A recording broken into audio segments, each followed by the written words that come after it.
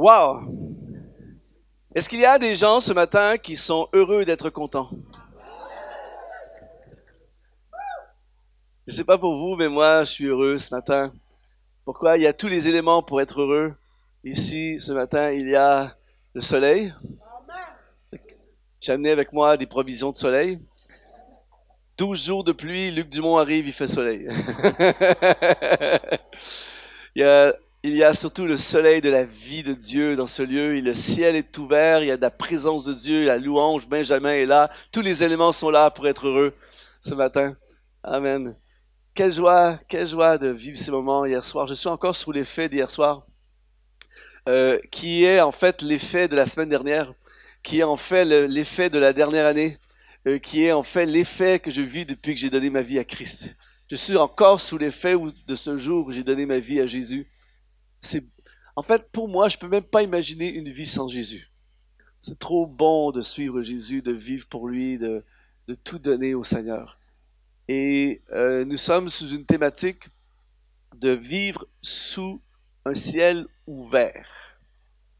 Et je veux, pendant tout ce week-end, vous partager des principes de la parole de Dieu qui vont nous permettre de vivre sous un ciel ouvert.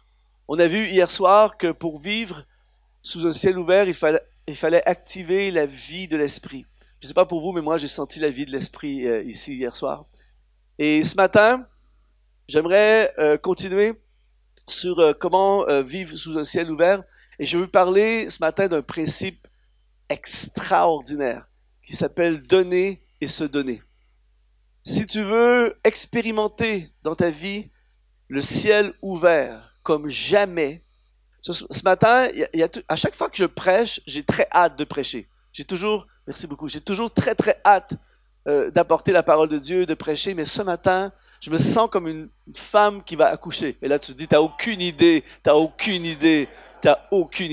Et j'ai parlé avec beaucoup de femmes qui ont accouché, et il vient un moment donné, il faut que ça sorte. Il y a des femmes, des fois, vous savez, le médecin dit, tu vas accoucher entre le 10 et le 15 janvier, et là, t'es rendu le 22 janvier, et t'as pas accouché, tu dis, il faut que ça sorte, ce truc. Et il y a des fois que j'ai des messages comme ça, il faut que ça sorte. Et ce matin, j'ai ce message a le potentiel. En fait, écoutez bien ceci. Je vais apporter un message ce matin qui a le potentiel dans ta vie, dans ma vie, d'amener une provision surnaturelle, d'ouvrir des portes qui étaient fermées, de débloquer des situations et des impasses, d'augmenter comme jamais le niveau de bénédiction, de régler des problèmes qui durent depuis trop longtemps, d'amener une faveur surnaturelle, de favoriser les promotions comme jamais, de changer la disette en abondance. Je ne sais pas pour vous, mais moi, j'aurais envie d'entendre ce message. Ce matin, je crois dans le ciel ouvert. Et ce qui est fou, c'est que ça n'a rien à voir avec ta géographie, ça n'a rien à voir avec ta situation en ce moment. Dans une même salle, c'est fou, la même géographie, on est ici en Belgique, et il peut y avoir dans cette salle des gens qui marchent avec le ciel ouvert et d'autres qui ont le ciel fermé. Tu peux avoir dans la même ville une église qui a le ciel ouvert et à côté, à quelques kilomètres, tu as une église où le ciel est fermé. Je ne sais pas pour vous, mais moi, je choisis le ciel ouvert. Et je vais vous partager un principe ce matin révolutionnaire de la parole de Dieu qui va activer le ciel ouvert dans ta vie. C'est ce que j'appelle donner et se donner. Et là, mes amis, il faut que vous compreniez quelque chose. Vous savez, dans les églises, il y a plein de gens qui aiment Jésus et pourtant le ciel est fermé. Et il y a beaucoup de gens qui viennent dans des endroits comme ici ce matin et qui aiment le Seigneur, mais le ciel est fermé. Et en fait, le problème, ce n'est pas d'aimer ou de ne pas aimer Jésus. Évidemment, aimer Jésus, c'est une clé fondamentale. Mais, ultimement, c'est qu'il y a des gens qui aiment Jésus, mais qui ne vivent pas selon les principes du royaume de Dieu. Et j'étudie énormément, depuis 2 ans environ, j'étudie énormément les principes du royaume. Et ça a complètement ouvert mes yeux sur plein de trucs. J'ai compris des choses que j'aurais dû comprendre bien avant. Et ce matin, je prie vraiment que plusieurs personnes puissent capter les principes du royaume. Je vais en parler ce soir et demain aussi, je vais apporter d'autres principes du royaume. Mes amis, ça ouvre le ciel. Quand tu vis avec les principes du royaume, tout à coup, ta vie fonctionne. Et vous devez comprendre ceci. Je peux descendre? Oui. Vous devez comprendre ceci ce matin.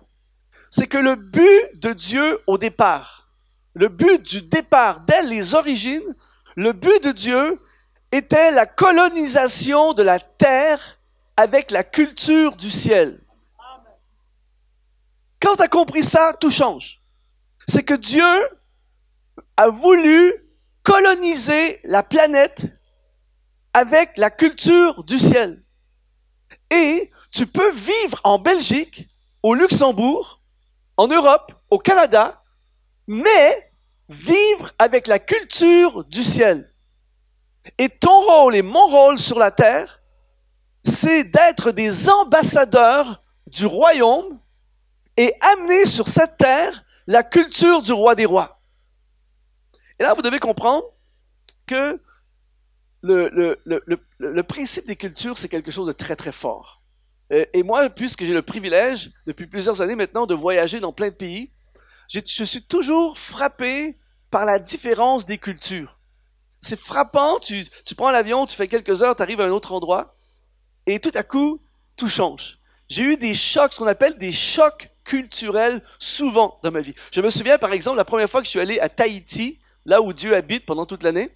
En fait, quand tu vas à Tahiti, tu sais que le ciel existe. Et je me souviens, la première fois que je suis allé à Tahiti, je monte sur l'estrade, comme je fais souvent, je prends ma guitare, je commence à introduire le chant, et juste avant, le pasteur dit « Non, non, pas tout de suite ».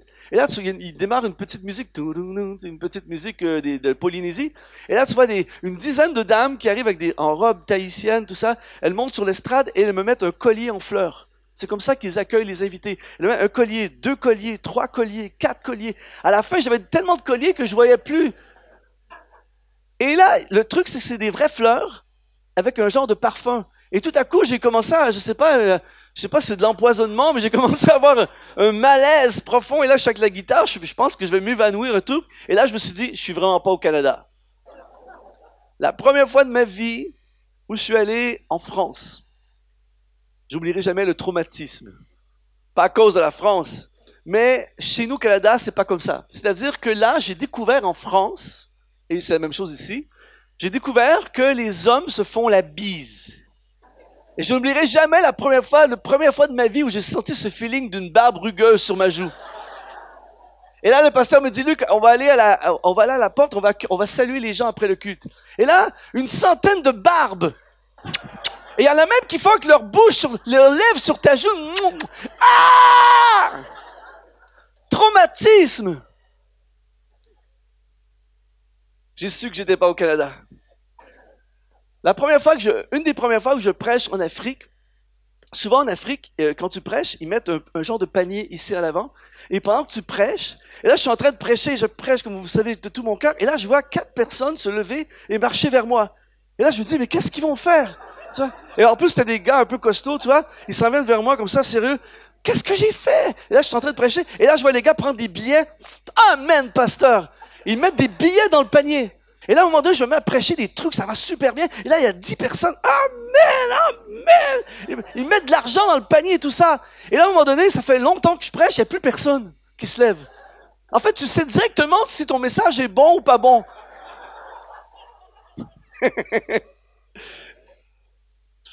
J'ai su que je n'étais pas au Canada.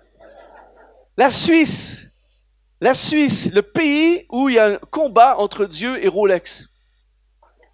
Le timing, la ponctualité. Et moi, ça m'arrive à l'occasion de déborder un peu. Vous l'avez vu hier soir. Et là, je suis en Suisse. Et là, il y a une grosse horloge devant moi avec la minuterie pendant que je prêche. Et là, les gens s'avancent, les gens pleurent, tout ça. Ça fait 5 minutes. C'est écrit moins 5 minutes sur l'horloge. J'ai dépassé de 5 minutes. Et là, à un moment donné, je prêche. Et là, tout à coup, je vois 4 ou 5 personnes venir devant l'horloge. Ils pointent l'horloge. Ils font ça. J'ai su que j'étais dans une autre culture. On appelle ça des chocs culturels. Et je pourrais vous donner plein d'exemples comme ça, de chocs culturels. C'est-à-dire que tu es dans une autre culture. Et pour que ça fonctionne dans différentes cultures, ce n'est pas de changer la culture, c'est de t'adapter à la culture. Et j'aimerais t'annoncer ce matin qu'il y a ce que j'appelle la culture du royaume, la culture du ciel, Et lorsque tu amènes et vis la culture du ciel sur la terre, le ciel s'ouvre. Et ce matin, cette culture que j'aimerais te parler, c'est la culture de donner et de se donner. Dans la culture du ciel, on parle d'un roi et de son royaume. C'est pour ça que Jésus a dit, quand vous priez, priez notre Père qui est dans les cieux, que ton règne vienne, que ta royauté vienne. Et je sais qu'en 2019, la culture de tout le concept de la monarchie est quelque chose en voie de disparition. On voit presque plus. Je sais qu'ici, il y a une monarchie ici en Belgique, mais je crois que c'est plus symbolique qu'autre chose. Et chez nous au Canada, on est une ancienne colonie britannique. Et on ne vit plus trop la culture de la monarchie. Mais la culture du royaume de Dieu est une culture de protocole royal. Et vous devez comprendre ceci, j'ai étudié un peu le sujet. Tu ne peux pas, à l'époque des rois, et encore aujourd'hui, aux endroits, quand tu ne peux pas avoir audience devant un roi sans lui apporter un cadeau. C'est-à-dire que c'est une insulte d'avoir audience, de te présenter devant un roi et de ne pas lui apporter un cadeau. Mais le cadeau que tu lui apportes représente comment tu le perçois. Donc, tu fais un cadeau en fonction, c'est le protocole royal, tu fais un cadeau en fonction de comment tu perçois le roi. Maintenant, ce qui est vraiment intéressant dans le protocole royal, c'est que le roi, en retour, doit lui aussi te faire un cadeau, mais différent, et pour prouver que sa gloire est plus grande que la tienne.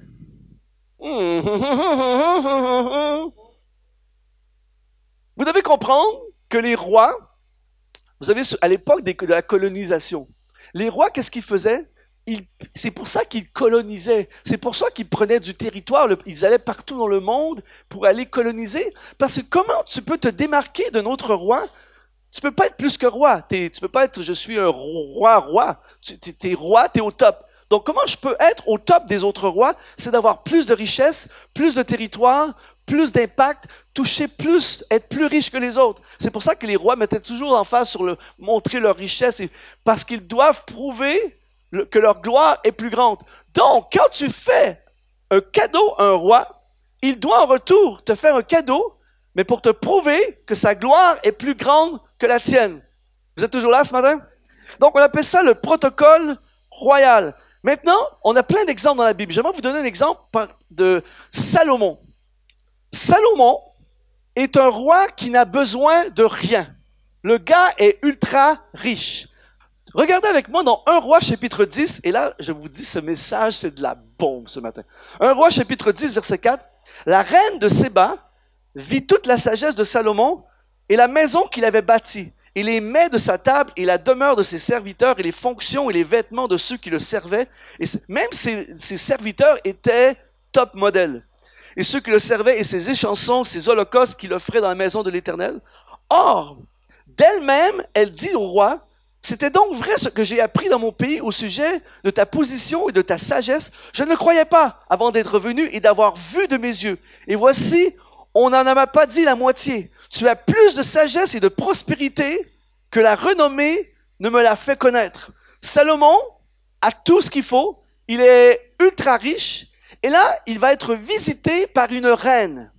La reine connaît le protocole royal. Au verset 10, elle donna au roi 120 talents d'or, une très grande quantité d'aromates, des pierres précieuses. Il ne vint plus autant d'aromates que la reine de Séba en donna au roi Salomon.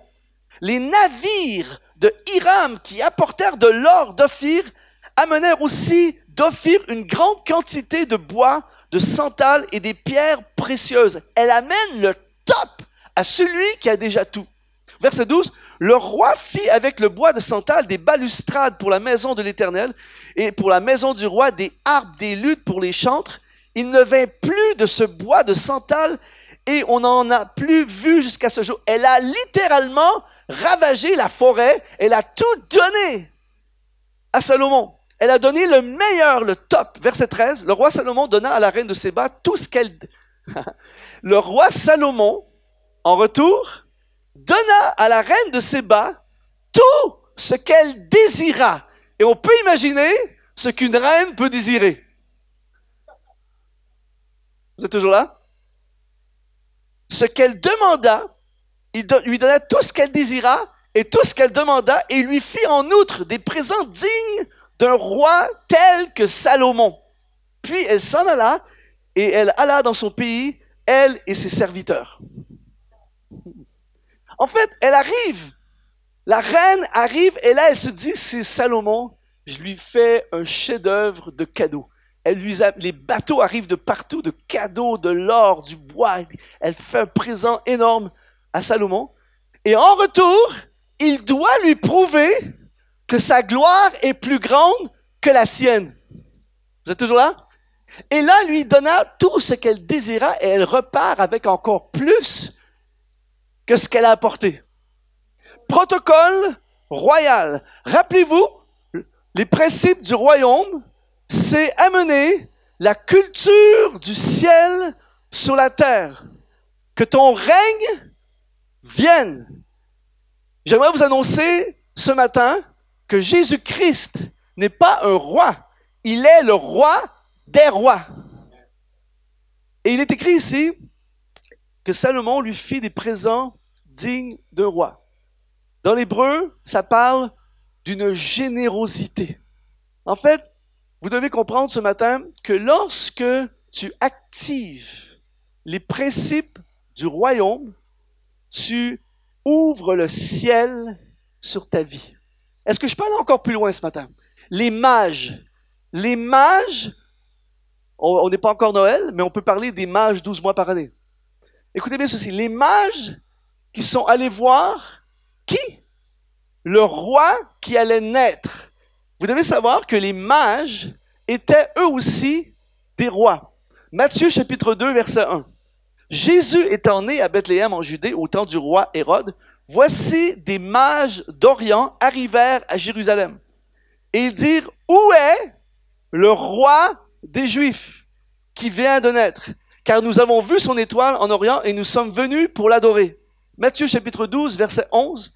Ils entrèrent dans la maison et virent le petit enfant avec Marie, sa mère, et se prosternèrent et ils l'adorèrent.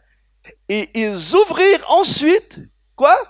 Leur trésor et lui offrirent en présent de l'or, de l'encens et de la myrrhe. Bon, ce matin, j'aimerais clarifier quelque chose d'extrêmement important. Vous devez comprendre qu'il n'y avait pas trois mages. Vous savez, les fameuses histoires de notre enfance, les trois mages, les trois rois mages qui viennent. Il n'y avait pas trois mages. Les historiens bibliques nous disent qu'il y avait des centaines de mages. Des centaines, certains vont jusqu'à dire qu'il y en avait 600. Mais ils s'entendent tous pour dire qu'il y avait des centaines de mages. Écoutez bien ceci, c'est bon. Vous devez comprendre que les mages venaient de Jordanie, d'Égypte, de l'Orient, et ils étaient des rois, des scientifiques, des riches. Et ils s'en viennent porter des trésors à un roi. Écoutez bien ceci. Premièrement, j'aimerais encore une fois défaire un autre mythe. Certains pensent que pauvre Jésus, les parents de Jésus étaient pauvres, tout ça, parce qu'ils ont donné naissance dans l'étable. Jésus, en fait, les parents de Jésus n'ont pas eu de chambre, pas parce qu'ils n'avaient pas d'argent, parce qu'il n'y avait pas de place. Ça m'est arrivé souvent d'arriver avec une carte de crédit dans un hôtel, il y a de l'argent sur ma carte, mais il n'y a pas de place. J'ai l'argent pour payer, mais il n'y a pas de place. Donc, les parents de Jésus n'étaient pas nécessairement des pauvres. Et là, vous devez comprendre, Seigneur Jésus, vous devez comprendre que dans le contexte de l'époque, ce que Joseph et Marie ont fait, c'est de la folie. En fait, tout le concept d'avoir un enfant, ils sont hors du mariage, tout est compliqué. Les deux ont donné leur vie pour que le roi puisse naître. Ils se sont sacrifiés, leur réputation, ils sont même en danger à la limite. Ils lapidaient les prostituées, tout ça. Tout le monde aurait pu partir une rumeur. Ils ont mis leur vie en danger. Ils ont tout donné pour que le roi des rois puisse naître. Et alors qu'ils se sont donnés, des mages, des rois sont venus apporter des trésors.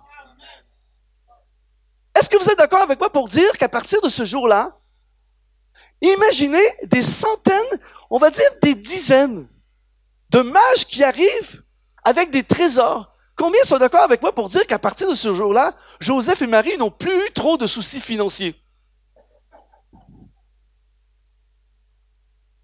C'est là qu'il fallait dire Amen.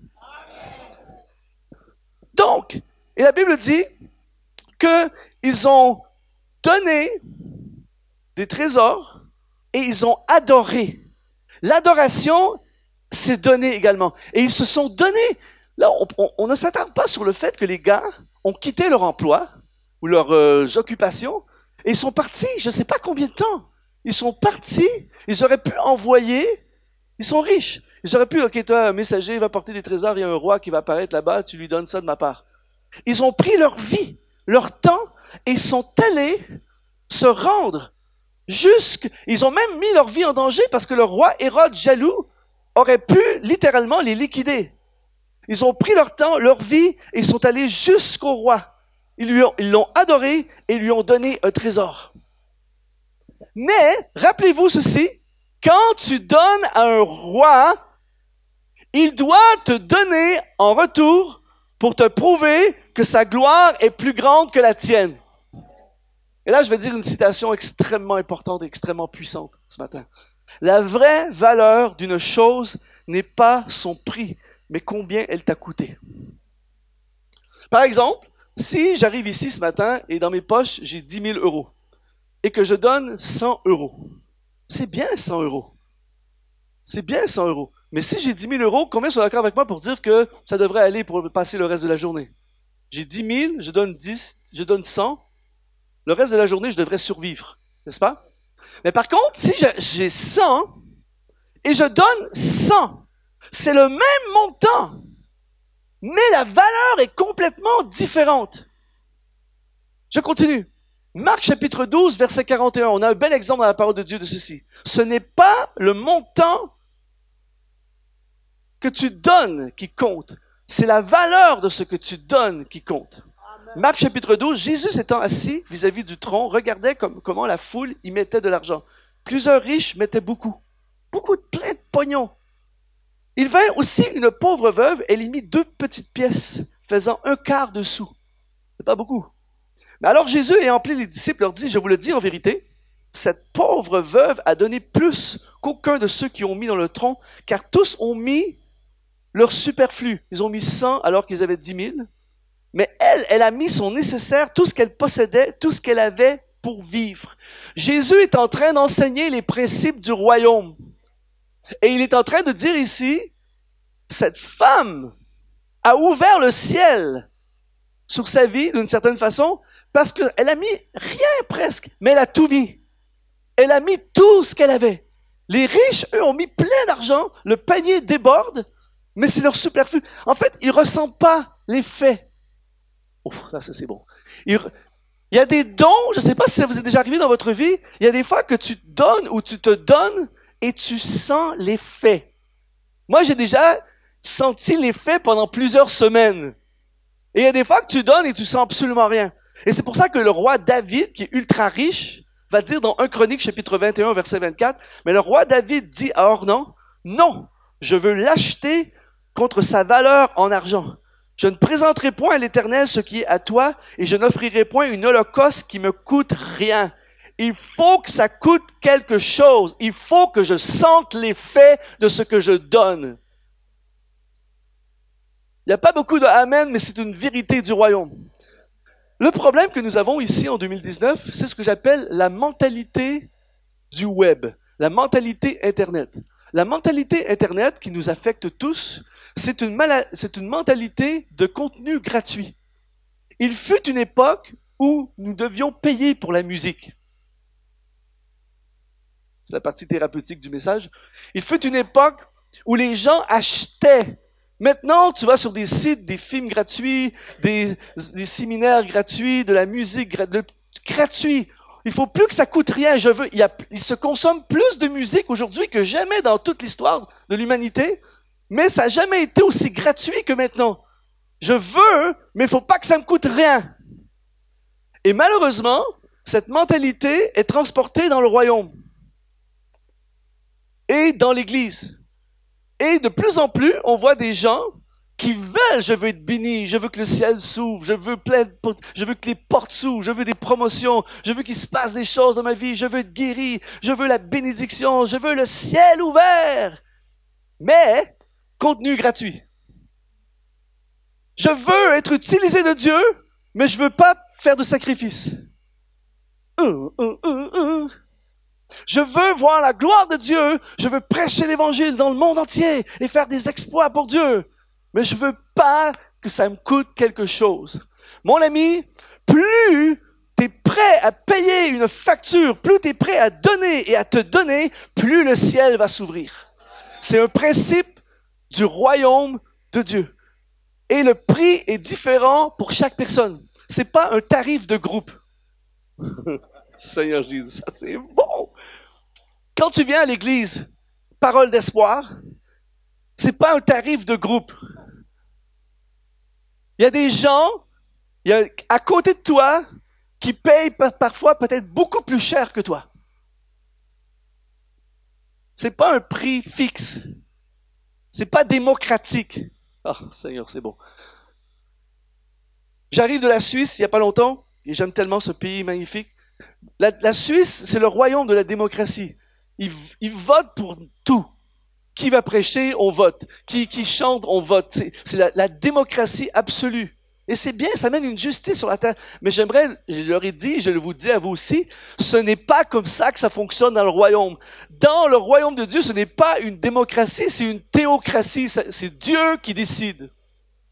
C'est le roi des rois qui décide. Et ça change complètement comment nous fonctionnons. Donc Dieu décide de faire un truc avec toi. Si c'est avec toi, c'est pas avec moi, c'est avec toi, c'est lui qui décide. C'est pas un truc, on vote et on va décider, on va voir. Non! C'est le roi qui décide. C'est le roi, le patron. Et donc, nous devons vivre selon les principes, pas de la Belgique ni du Canada, selon les principes du royaume de Dieu. La femme samaritaine. Jean chapitre 4, verset 7.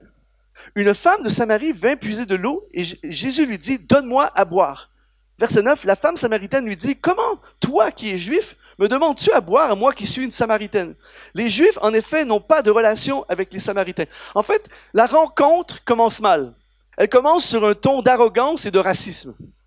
La femme samaritaine ne sait pas que c'est le roi des rois qui est devant elle. En passant, une petite parenthèse, fais extrêmement attention aux rencontres que tu fais sur le bord du puits de la vie. Tu sais jamais qui t'as devant toi. Et là, elle a le roi des rois devant elle qui lui demande un verre d'eau. Suivez-moi bien, c'est puissant. Il lui demande un verre d'eau et elle a un discours un peu arrogant, raciste. Moi, je suis samaritain, toi, t'es juif, on se parle pas, nos cultures se mélangent pas, tout ça. Et ce qu'elle ne sait pas, c'est qu'elle va être témoin du transfert entre le roi et le non-roi. Verset 10. Jésus lui répondit, « Si tu connaissais le don de Dieu qui est celui qui te dit « Donne-moi à boire », tu lui aurais toi-même demandé à boire et il t'aurait donné l'eau vive. » Ici, on voit deux niveaux de cadeaux. C'est-à-dire, tu donnes, si elle avait compris le royaume, cette femme, à ce moment-là. D'ailleurs, pour revenir à hier, pendant une parenthèse, Jésus va lui donner une parole de connaissance, il va activer le prophétique et l'atmosphère va changer. Elle est arrogante, raciste. Jésus lui dit, t'as pas eu un mari, t'as eu 5 maris, celui que t'as, c'est pas ton mari. Bang, l'atmosphère a changé. Quand tu actives la vie de l'esprit, l'atmosphère change.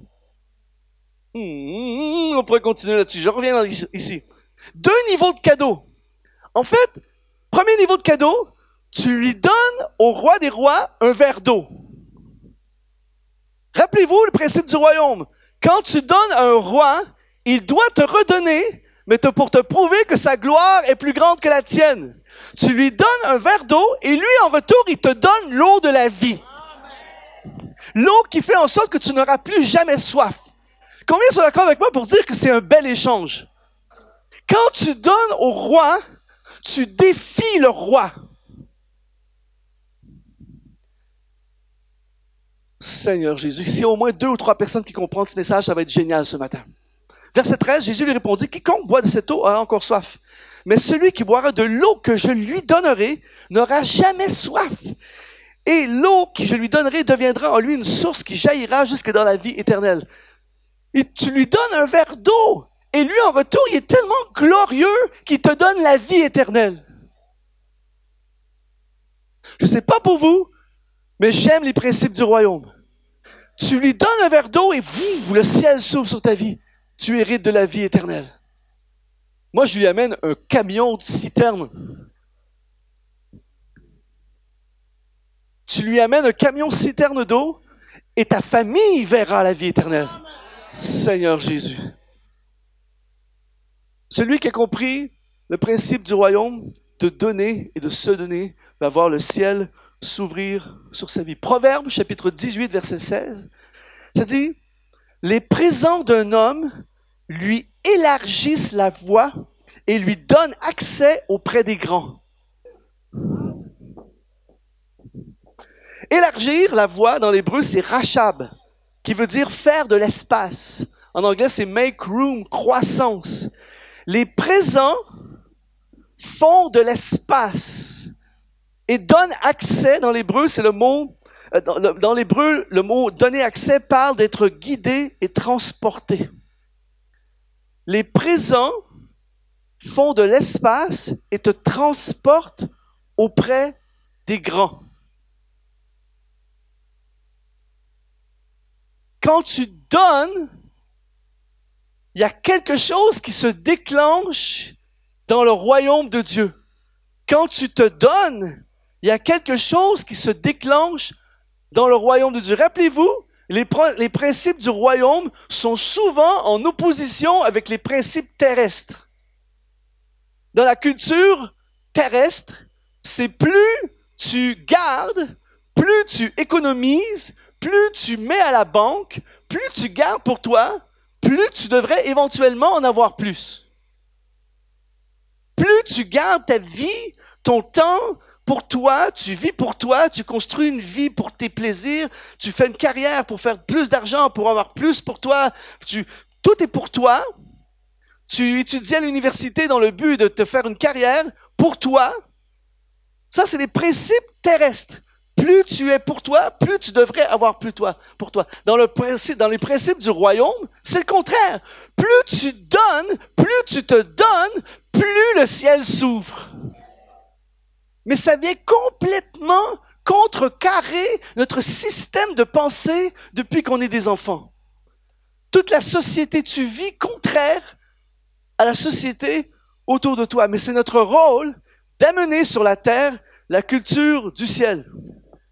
Est-ce que je peux continuer encore plus loin? La femme au parfum de grand prix. Marc chapitre 14, verset 3. Comme Jésus était à Béthanie, dans la maison de Simon le lépreux, une femme entra pendant qu'il se trouvait à table. Elle tenait un vase d'albâtre qui renfermait un parfum de nard pur de grand prix. Et ayant rompu le vase, elle répandit le parfum sur la tête de Jésus, et quelques-uns exprimèrent entre eux une indignation. À quoi bon perdre ce parfum? On aurait pu le vendre plus de 300 deniers et le donner aux pauvres, et ils s'irritaient contre cette femme. Verset 6. Mais Jésus dit, laissez-la. Pourquoi lui faites-vous de la peine? Elle a fait une bonne action à mon égard. Car vous avez toujours les pauvres avec vous, et vous pouvez toujours leur faire du bien quand vous voulez, mais vous ne m'avez pas toujours. Je vous le dis en vérité, partout où la bonne nouvelle sera prêchée dans le monde entier, on racontera aussi en mémoire de cette femme ce qu'elle a fait. J'aimerais aller encore plus loin, aller dans l'évangile de Luc. Luc, c'est toujours mieux que Marc. Luc, chapitre 17, verset 44. Puis se tournant vers la femme, il dit à Simon, « Vois-tu cette femme? Je suis entré dans ta maison et tu ne m'as point donné d'eau pour laver mes pieds, mais elle les a mouillés de ses larmes et les a essuyés avec ses cheveux. » Verset 45. « Tu ne m'as point donné de baiser, mais elle, depuis que je suis entré, elle n'a point cessé de me baiser les pieds. Tu n'as point versé d'huile sur ma tête, mais elle a versé du parfum sur mes pieds. C'est pourquoi je te le dis. Ses nombreux péchés ont été pardonnés car elle a beaucoup aimé. Mais celui qui pardonne peu aime peu. Et il dit à la femme, tes péchés sont pardonnés. Là, on vient d'être témoin d'un truc de fou. Écoutez bien, c'est un truc de fou. Je dois me contenir en ce moment. Cette femme, culture du Nouveau Testament. La femme était mise de côté, pas droit de parole, pas grande valeur dans la société. Et là, cette femme arrive au milieu d'un groupe d'hommes. Elle est ignorée, elle n'a pas de poids, elle n'a pas d'autorité, elle est inconnue, elle n'a rien, sauf un parfum qui est l'équivalent d'une année de salaire. Je ne sais pas pour vous, mais c'est beaucoup plus que votre Chanel à 100 €. Imagine, tu bosses pendant 1 an, tout le salaire, tu vas chez Sephora, boutique hors taxe à l'aéroport, tu déposes ton salaire annuel et tu sors avec cette bouteille. Je ne sais pas pour vous, mais tu l'envoies pas dans le ciel comme ça. Tu t'en mets une journée de travail. Truc de fou. Elle prend tout ça. Elle arrive devant Jésus, le roi des rois. Elle lui dit, c'est tout ce que j'ai. Une année, ce parfum de grand prix qu'on aurait pu vendre dans la vision des disciples. Il la méprise parce qu'elle fait un truc extravagant. Elle fait un truc à contre-courant. Elle fait un truc contre la culture terrestre. Mais elle est en plein dans la culture du royaume. Et là, elle voit le roi des rois. Elle verse à ses pieds le parfum de grand prix. Et la Bible dit, qu'est-ce qui arrive lorsque tu donnes à un roi? Il doit te redonner pour te prouver que sa gloire est plus grande que la tienne. Et là, deux choses vont lui arriver. Premièrement, il lui dit, tes péchés sont pardonnés. Juste ça, ça vaut toute la richesse de l'univers. Il lui dit, tes péchés sont pardonnés. Et il dit, toi l'inconnu, méprisé par ce groupe d'hommes, désormais, partout dans le monde où l'évangile sera prêché, on racontera ton histoire. Attention, elle devient une célébrité mondiale interplanétaire au siècle à venir. Et là, j'avais jamais réfléchi à ça avant. Quand on a chanté « Je te donne tout », le chant « Je te donne tout », dans tous les 180 chants que j'écris, c'est le chant qui a le plus tourné. Ce chant-là a été traduit dans plein de langues, des langages que j'ai aucune idée, je comprends absolument rien. Bon, en espagnol, en arabe, en anglais, il a été traduit. J'ai fait des tests, je suis allé dans des bleds perdus au milieu de nulle part, encore plus bleds qu'ici. J'ai fait des tests, je me suis dit, ici, c'est sûr qu'ils connaissent pas le chant, c'est sûr. Je fais, la foule continue. Ça m'est jamais arrivé de chanter ce chant à un endroit où les gens le connaissent pas. C'est un truc de fou. Les gens, je suis à l'aéroport, à l'île de la Réunion, il y a une dame qui me reconnaît, elle dit, hé, chérie, elle dit à son mari, c'est je te donne tout. Elle a dit ça, c'est je te donne tout. Elle dit, je veux une photo avec je te donne tout. Vraiment, un truc de fou. Mais quand j'ai écrit quand j'ai écrit ce chant, un parfum de valeur sur toi est répandu. C'est l'offrande de mon cœur, je suis à toi, Jésus. J'avais en tête la femme au parfum de grand prix. Il y a tellement une bénédiction sur cette femme que tu la mets sur un champ et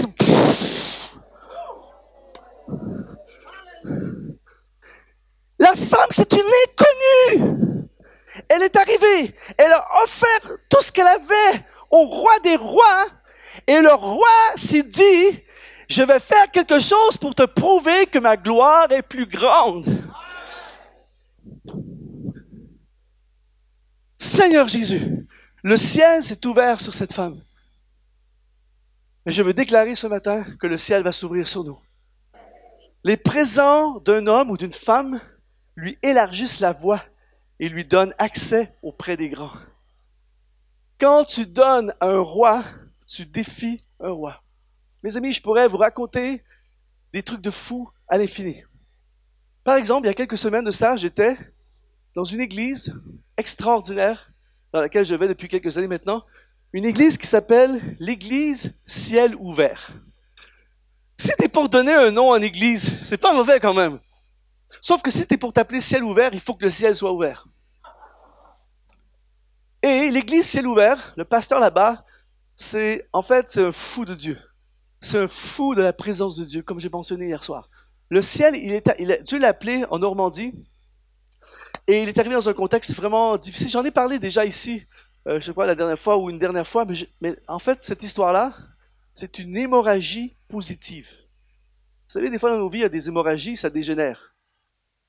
Mais il y a aussi des hémorragies positives, c'est-à-dire que la bénédiction dégénère.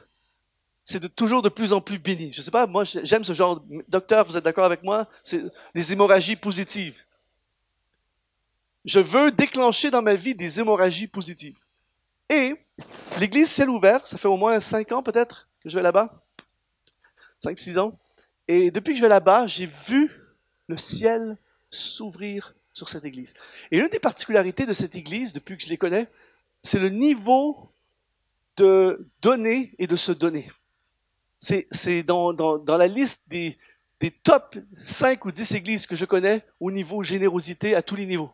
C'est vraiment, et pas quand ils avaient rien, donnaient le sou comme cette femme. Tout ce qu'ils font, ils le font à fond, avec un cœur de générosité hallucinant. Qu'est-ce qui arrive quand tu vis les principes du royaume? Le ciel s'ouvre. Je me souviens, il y a quelque temps de ça, je me souviens plus exactement les timings, peut-être 2 ans, 3 ans.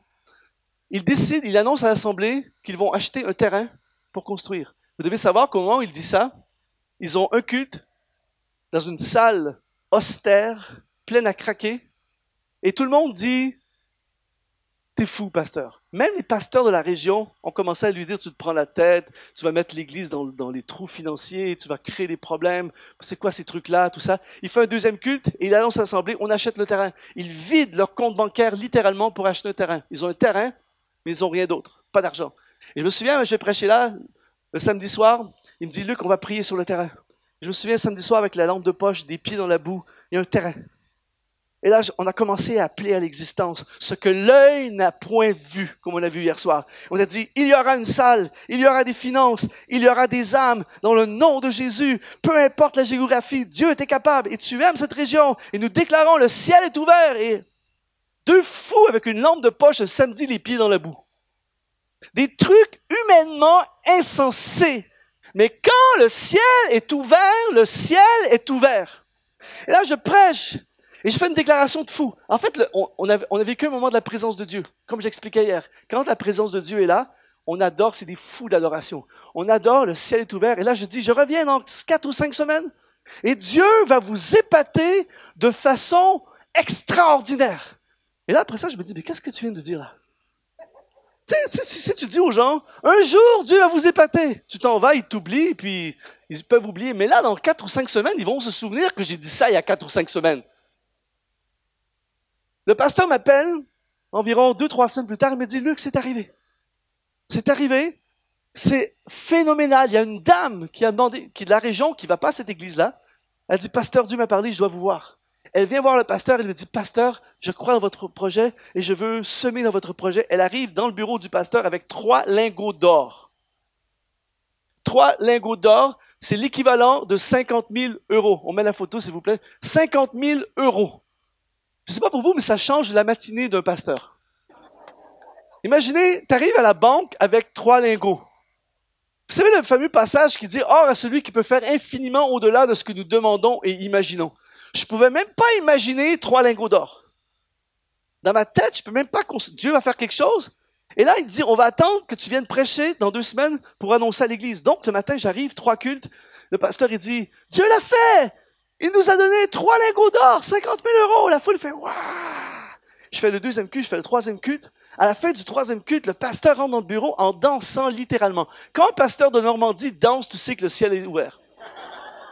Il a dans ses mains, il dit, Luc, c'est pas croyable! Il me dit, c'est pas croyable. Il dit, quelqu'un a déposé dans l'offrande un chèque de 50 000 €! 100 000 € en 4 semaines. Il dit, tu prêches ici quand tu veux. Le ciel ouvert. Et là, ils ont commencé le projet de construction. Et là, je suis allé prêcher il y a quelques semaines de ça. Et j'aimerais que la prochaine photo puisse apparaître. Alléluia! La salle était pleine à craquer. Alléluia! Un terrain, les pieds dans la boue. Mais le ciel, quand il est ouvert, il est ouvert. Mais là, attention, c'est pas fini. Et là, il m'a expliqué, quand j'ai passé le week-end, il m'a dit, Luc, un truc de fou. Ils ont pris un crédit de 15 ans pour payer ce bâtiment, mais à l'intérieur d'une année, le bâtiment est payé au complet.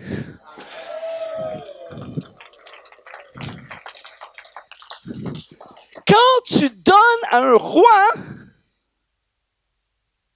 qu'est-ce qu'il doit faire? Il doit te prouver que sa gloire est plus grande que la tienne. Je veux déclarer sur l'Église Parole d'Espoir le ciel ouvert. Tu veux passer dans une dimension supérieure dans ta vie? Eh bien, agis selon les principes du royaume et tout à coup, le ciel va s'ouvrir sur ta vie. Et les principes du royaume, c'est donner et se donner. Hier, on a parlé d'Esther. Est-ce qu'elle est là, Esther, ce matin? Elle est quoi? D'accord. Esther, vous lui enverrez le message. Esther, qu'est-ce qui est arrivé avec la reine Esther? La reine Esther, elle s'est donnée au roi. Littéralement. Mardochée l'a envoyée vers le roi et elle a donné sa vie au roi. Qu'est-ce qui lui est arrivé? Quand tu donnes un roi, il doit te prouver que sa gloire est plus grande que la tienne. Qu'est-ce qui est arrivé à Esther? Elle devient une reine. Elle va sauver sa nation d'un génocide. À cause de Esther, le roi va arrêter un génocide et elle va devenir une célébrité mondiale au travers des siècles à venir. Seigneur Jésus, les principes du royaume. J'aimerais dire quelque chose ce matin. Est-ce que je peux dire quelque chose ce matin? Parce que je sais qu'en milieu francophone, ça fait pas mal de siècles maintenant que je tourne dans les églises en milieu francophone, aussitôt que tu parles de donner, il y a un silence qui tombe dans la salle. Ça me fait tellement rire. Il y a plein de pasteurs, des amis pasteurs que j'ai qui ont peur de parler de ça. Moi, je peux pas m'empêcher d'en parler. Le diable veut nous garder dans le mensonge. Le diable veut t'empêcher d'être béni. Donc, il va t'empêcher de dire des choses qui bénissent les gens. Le diable veut tout faire pour que le ciel soit fermé. Est-ce que je peux continuer ce matin? Ça fait des années que je viens sur la Belgique. Et quand je continue à aller à un endroit, c'est parce que je crois à l'endroit, que j'aime l'endroit et j'aime les gens de cet endroit. Et je veux déclarer ce matin, j'aime la Belgique, je crois dans ce que Dieu peut faire en Belgique. Mais, à beaucoup d'endroits, le ciel est fermé en Belgique. Sur beaucoup d'églises, le ciel est fermé. C'est l'un des pays francophones, j'ai presque envie de dire c'est le pays francophone, mais je vais dire l'un des pays francophones où il y a le plus grand nombre de pasteurs pas rémunérés. Je l'ai dit, ça y est, je l'ai dit. La plupart des pasteurs de la Belgique ont un boulot en dehors pour financer leur vie, pour faire le ministère. Pourquoi? Ils me disent tous, mais on n'a pas les finances. Je suis désolé, mais en Belgique, il y a les finances.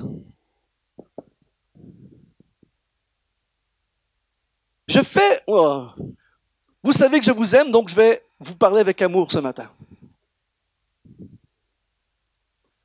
Rappelez-vous, ce n'était pas prévu que je sois là, mais c'était prévu par celui qui a tout prévu. Et qu'est-ce que je te disais hier? Je te disais que une grande partie de la raison pour laquelle je suis venu ici, c'est parce que Dieu m'a amené pour toi, Christian Fundou. L'un des plus grands mensonges que j'ai entendus en Belgique, c'est qu'il n'y a pas les finances. C'est tellement pas vrai. Il y a les finances, mais les finances, où vont-elles? J'aime ça quand ça devient silencieux. Ce matin, je n'ai absolument rien à gagner de ce que je dis, mais je viens comme un envoyé de l'Éternel dans cette salle. Quand tu donnes à ton Église, tu donnes pas à ton Église. Tu donnes au roi des rois. Quand tu donnes à ton Église, tu donnes pas à des pasteurs. Tu donnes au roi des rois. Et le diable veut nous entraîner dans le mensonge de on donne à une église, on donne religieusement, on donne à une organisation religieuse, on donne quand on peut donner. Le problème, c'est que moi, quand je peux donner, je donne jamais. Je peux jamais donner. Je sais pas pour vous, mais moi, j'ai toujours une liste de choses que j'ai besoin. Et quand je vais au magasin, je découvre des nouveaux besoins. Quand je vais au concessionnaire automobile faire la vidange d'huile sur ma voiture, tout à coup, je réalise que ma voiture est pourrie quand je vois les autres voitures qui sont là. À chaque fois, je veux changer de voiture. À chaque fois que je vais faire une mise au point sur mon vélo, j'ai envie de mettre le feu à mon vélo et changer de vélo. J'ai toujours des nouveaux besoins. Donc, si j'attends de ne pas avoir besoin, c'est très rare. Mais le problème, c'est que j'ai découvert les principes du royaume. Et j'ai découvert que quand je donne et quand je me donne, j'ouvre le ciel. Même chose avec le temps. Les gens donnent ce qu'il leur reste. Ah, mais on a des vies de fous, donc il nous reste plus de temps, donc on donne très peu de temps. Mais quand je me donne et que je donne, j'ouvre le ciel et moi, je veux le ciel ouvert sur ma vie. C'est pas vrai, c'est un mensonge diabolique qu'il n'y a pas l'argent en Belgique. Et ce matin, je veux faire un geste symbolique dans l'esprit. On est dans un week-end de l'esprit. Et j'aimerais dire ceci. J'aimerais terminer ce message en vous donnant... En fait, si j'avais le temps, je pourrais prendre facilement 2 heures. Quand je dis facilement, c'est facilement 2 heures à vous partager un témoignage après l'autre de comment donner a ouvert le ciel dans ma vie. Par exemple, quand j'arrive dans un autre pays, comme là j'arrive en Belgique, quand j'arrive dans un autre pays, à chaque fois que j'arrive dans un autre pays où la monnaie est différente de chez nous au Canada, je prends toujours un peu d'argent dans mon portefeuille, de la monnaie locale, comme ça, à l'hôtel, si j'ai besoin de quoi que ce soit, si à l'aéroport, je veux avoir de l'argent en espèces sur moi, donc je prends toujours une somme d'argent. Et je me souviens, il y a quelque temps de ça, je vais dans une église, et le premier soir, je viens de débarquer comme hier soir, je débarque de l'avion, j'ai un peu d'argent, j'arrive à l'église, le pasteur prend une offrande. Le Saint-Esprit me dit, tu donnes tout ce que tu as dans l'offrande. Et là, je ne sais pas si ça vous arrive, moi je négocie avec Dieu des fois. J'ai dit, mais Seigneur, c'est moi le cadeau ce week-end pour eux. C'est moi l'offrande, c'est mon ministère, je me donne ce week-end. Tu mets ton offrande. Oui, mais j'ai besoin de cet argent. Si j'arrive à l'hôtel, au restaurant, j'ai pas d'argent. Tu mets ton offrande. Donc, je prends mon portefeuille, je mets tout l'argent dans la monnaie locale, je la mets dans l'offrande. Là, je me dis, là, j'ai plus rien. Même si j'ai besoin d'une bouteille d'eau, j'ai plus rien. Et là, le culte continue.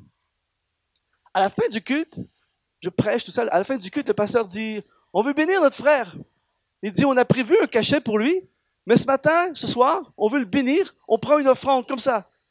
Et ils ont pris une offrande pour moi qui était 3 fois le cachet qu'ils avaient prévu me donner.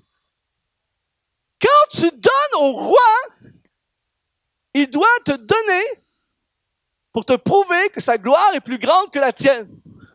Est-ce que je peux continuer ce matin? Il y a quelque temps de ça, je suis au Canada et j'ai des amis pasteurs qui arrivent, des pasteurs européens qui arrivent, et ils m'invitent au restaurant. On est 6 pasteurs au restaurant, tout ça, et ils choisissent un top restaurant. Et là, on est au restaurant, tout ça, et puisque c'est des Français, bouteilles de vin, et au Canada, le vin est 2-3 fois plus cher qu'en France, tout ça, et au restaurant, c'est encore plus cher, tout ça. Et là, on est au restaurant, et vers la fin du repas, l'Esprit de Dieu me dit, tu payes pour tout le monde.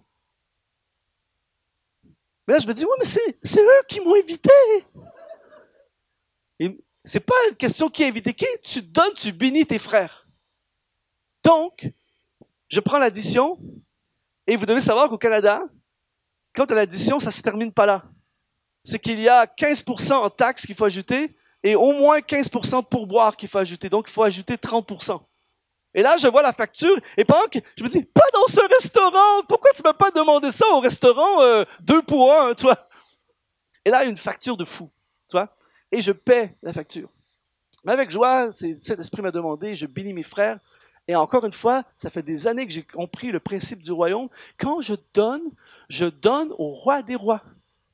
Christian, quelques jours plus tard, je reçois un appel de Suisse, une église où j'ai prêché une fois il y a 5 ans. Je connais pas les gars vraiment. Le pasteur m'appelle et dit, écoute Luc, je sors d'une rencontre avec l'équipe de direction d'église, tout ça, et puis on a pensé à toi et on a à cœur de te bénir. Ah bon? Et on va faire un virement bancaire. Ils m'ont viré 3 000 €. Est-ce que je peux continuer? J'ai un ami pasteur qui arrive, un pasteur européen qui arrive au Canada. Et en parlant avec lui, il faisait une tournée dans quelques églises, tout ça. En parlant avec lui, je m'aperçois qu'il est super mal, pas bien traité. On le fait dormir n'importe où, on ne s'occupe pas de lui, tout ça. Et l'Esprit de Dieu me dit, tu t'occupes de lui. Donc, je prends un super hôtel et je paie ses restaurants pendant 1 semaine. Ça m'a coûté comme 1 500 €, un truc comme ça. Pendant 1 semaine, m'occuper de lui, honorer le serviteur de Dieu. Et je m'occupe de lui. 1 500 €, tout ça. Il vient même pas dans notre église. Je paie pour lui, je suis honoré de le bénir, tout ça. Il me dit, Luc, merci, ça a changé complètement le scénario de ma tournée. On l'a fait dormir à un endroit, il était allergique aux chats. Il y avait comme 3 chats dans la maison. Il a prié pour le retour de Christ toute la nuit, tout ça. Il n'était pas bien du tout et on l'a sorti de ça. 1 500 €, je paie, je l'honore, tout ça. Il part chez lui. 2 ou 3 semaines plus tard, maximum 1 mois plus tard, j'ai un pasteur qui m'appelle. Il me dit, Luc, on a vraiment à cœur, la direction de l'église, de faire quelque chose de spécial. Des trucs qui n'arrivent pas, c'est des trucs improbables. Il me dit, on avait un terrain, on a vendu un terrain, on a fait un truc de fou, ça a été un profit énorme. Il dit, on a à cœur de te bénir. On va te faire un virement. 10 000 €. Est-ce que je peux continuer? Des trucs gigantesques et des trucs minimaux. Je suis dans une église l'autre jour et à la fin du culte, ils prennent une offrande. J'ai seulement 20 $ dans mes poches. Et j'avais pris ce 20 $ pour aller manger après. Manger, c'est bien, n'est-ce pas? Et là, tout à coup, chez moi l'invité. Tout à coup, ils prennent l'offrande et ça me dit, dépose dans l'offrande. Oui, mais c'est mon repas. J'ai tout donné, j'ai prêché, c'est moi le cadeau. Non, donne. Et je prends et je donne le 20 $. Et aussitôt que je le donne, je pense à autre chose, je parle avec les gens, tout ça. Je suis dans le parking, je viens pour rentrer dans la voiture, il y a un gars, attends, Luc. Comment ça fonctionne si je veux te faire un virement? J'ai envie d'éclater de rire, c'est pas croyable, ça se peut pas, c'est pas possible, ça n'arrête jamais.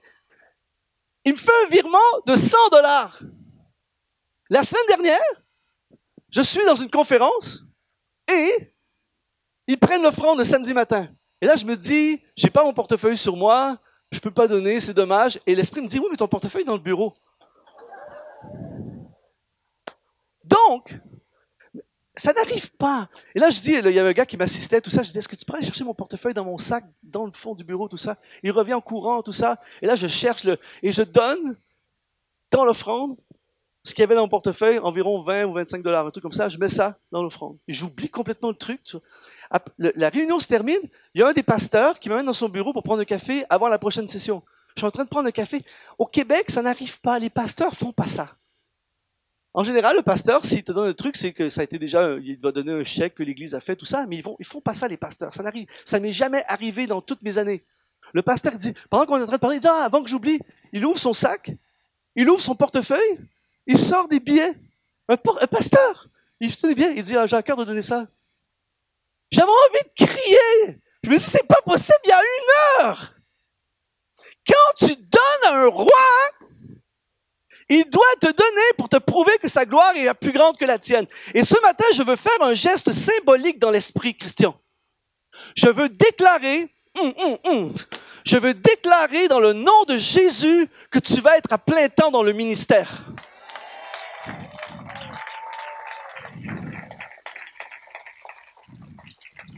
Je suis désolé, c'est tout ce que j'avais dans mon portefeuille. Ça, c'est mon argent. Il y a 50 €, c'est mon argent pour l'aéroport. C'est mon argent et je te donne 50 €. Je sème, en fait, je fais un geste dans l'esprit. C'est rien par rapport à ce que tu as besoin, mais dans l'esprit, je fais un geste, je donne 50 €, argent européen. Je prends 50 $ canadiens pour te prouver que les provisions peuvent arriver de partout, de toutes les nations. Le royaume de Dieu, c'est dans le monde. L'argent, j'ai reçu de l'argent dans ma vie, du soutien d'endroits improbables, des îles perdues d'Afrique, des endroits que tu n'aurais jamais pensé. Mais le royaume de Dieu, c'est pas la Belgique. Le royaume de Dieu, c'est la planète. Et l'argent peut arriver de partout. Alors je sème ce matin de l'argent canadien en toi et je déclare dans le nom de Jésus, le ciel va s'ouvrir. Le ciel va s'ouvrir. Le ciel va s'ouvrir. Et les provisions viennent de Dieu. Les provisions ne viennent pas du peuple. Dieu utilise le peuple, mais il peut utiliser toutes sortes de moyens. Et je déclare au nom de Jésus le ciel ouvert sur ta vie. Tu vivras de l'Évangile.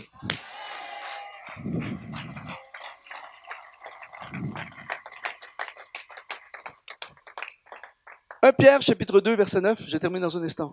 Il dit, vous, au contraire, vous êtes une race élue, un sacerdoce royal, une nation sainte, un peuple acquis, afin que vous annonciez les vertus de celui qui vous a appelé des ténèbres à son admirable lumière. Vous êtes un sacerdoce royal. Il parle de vous et moi. Dis à ton voisin, t'es un roi.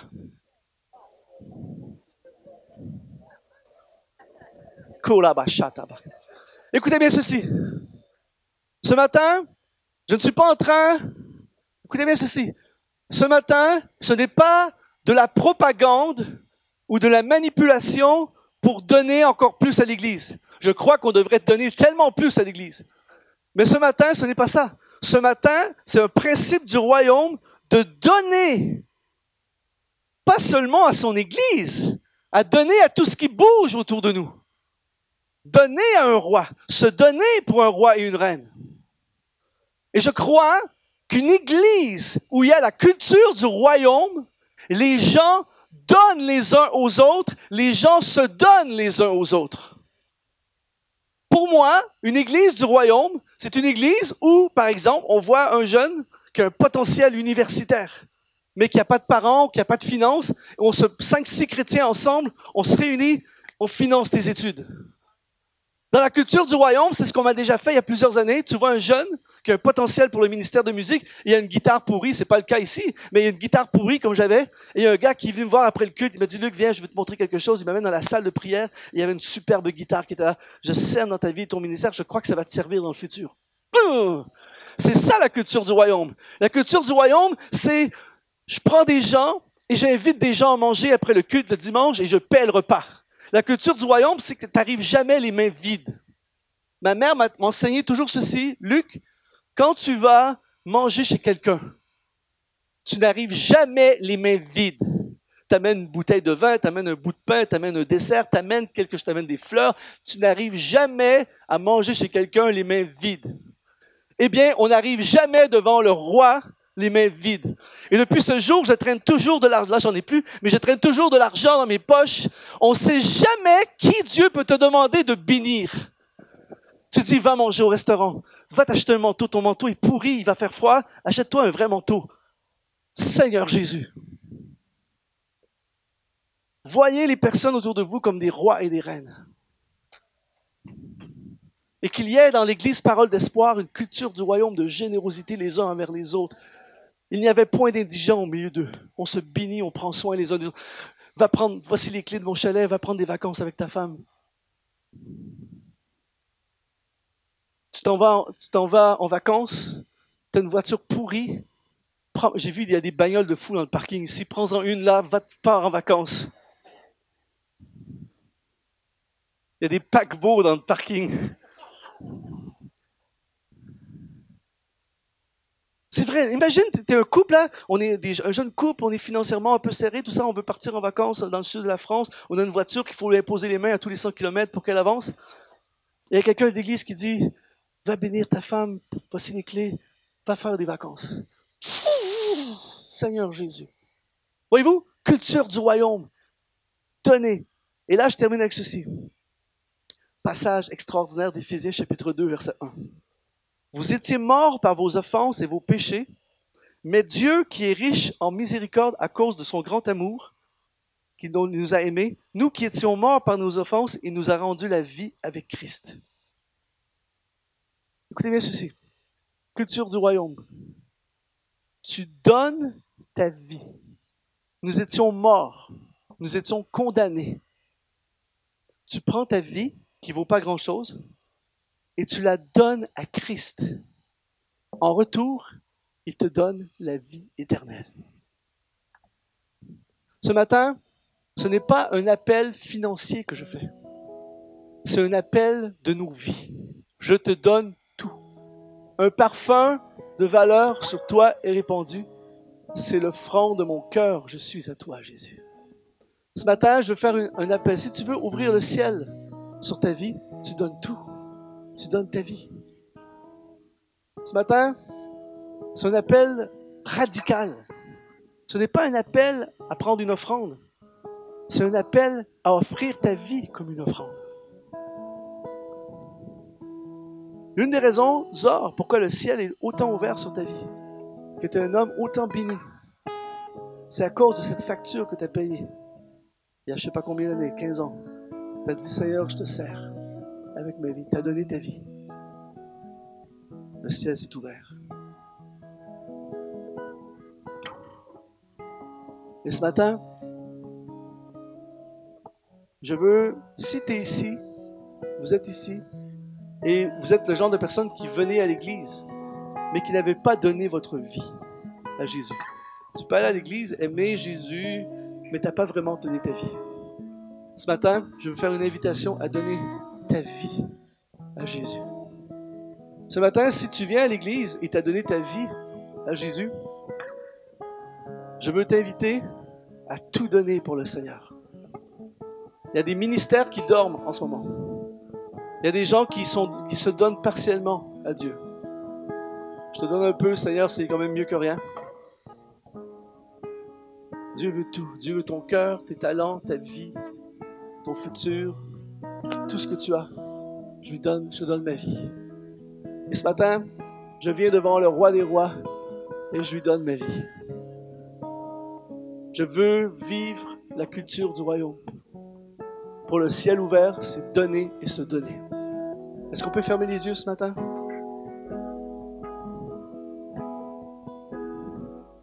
Ce message, cette pensée, je devrais dire, a changé ma vie. Littéralement.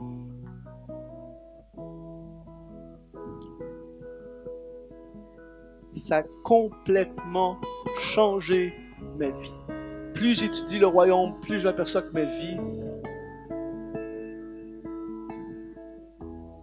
pendant des années de ma vie, j'ai été à l'église, j'ai même servi dans l'église, mais je ne comprenais pas les principes du royaume. Quand j'ai commencé à comprendre les principes du royaume, ce que Jésus a fait, Jésus n'a fait que ça, enseigner les principes du royaume. Le ciel a commencé à s'ouvrir, comme jamais. Et ce matin, pendant que nos yeux sont fermés, j'aimerais inviter toutes les personnes qui sont ici. Si tu es ici et tu n'as pas donné ta vie à Jésus,